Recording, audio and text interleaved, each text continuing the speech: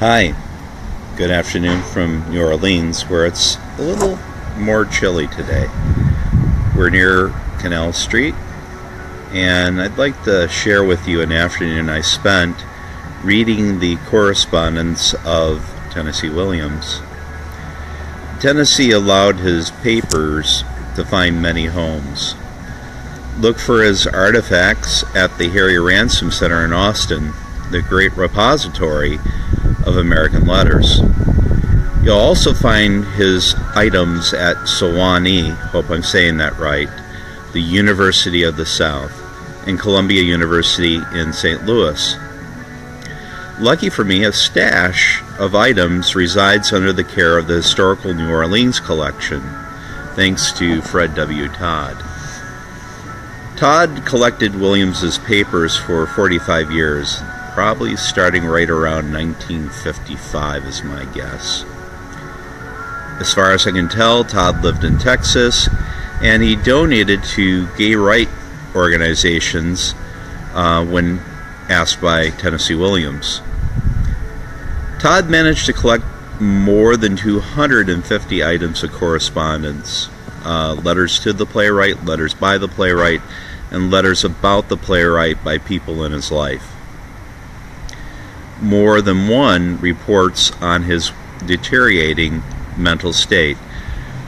Williams suffered from depression brought on by the death of one of his lovers.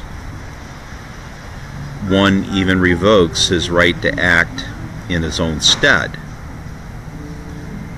I picked out 14 to read, but I was mentally exhausted after examining 6.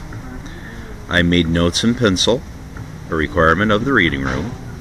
A scholar named Jennifer brought me folder after folder, all of them acid-free, and each folder burst with fireworks when I opened the cover. I donned white gloves. Jennifer asked me to use my fingers. Fingers are less likely to rip fragile pages. I began with item 666, which dumbfounded me. Williams wrote to Paul Bigelow to brag about an rayon shift he had altered into a dress, making use of the talents of a seamstress named Goldie.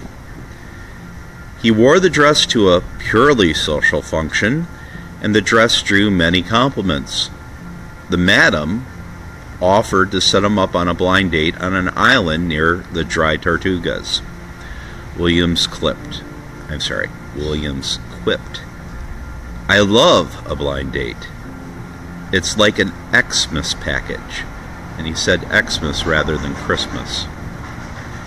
He signed the letter 10, a 1 and a 0. I believe he used red ink. A hand-scrawled postscript suggested that Goldie might have been a fiction. Written by Goldie, in the postscript, Bigelow was urged to pay for a girlfriend's funeral. Girlfriend was spelled Gurlfriend. So I think we're enjoying a little bit of the playwright's humor. I'd like to take each one of these in turn in a separate video, so please look for 5 more posts from this afternoon. See you on the other side.